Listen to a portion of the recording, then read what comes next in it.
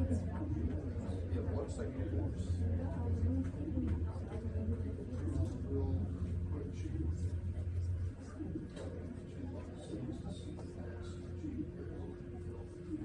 Dude, these things take too long to like heat up.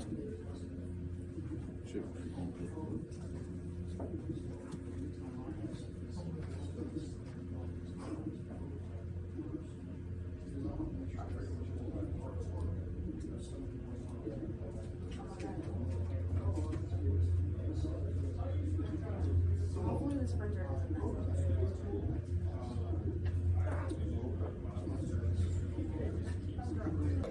Alright, so today we're going to be demonstrating this phone case we made in AutoCAD for 3D printing. It works like so. Just put it down, put your phone in it, it's going to hold, right? Every time. It took a lot of effort and passion to design this thing, and I had to thank my partner Josh. He's going to list the problems. Alright, so 5 problems we had were not being able to regen the design in AutoCAD. We had to switch designs to an easier one. Trying to angle the back support to make sure the phone wouldn't fall out. We weren't sure if this bottom piece was going to be long enough for the phone to fit.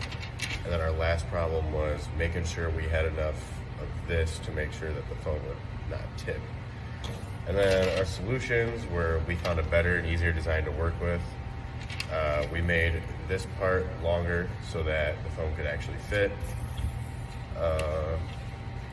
We reconnected our lines in AutoCAD to make sure we were able to regen and extrude everything. After this was done being printed, we proof tested everything and made sure everything worked nicely.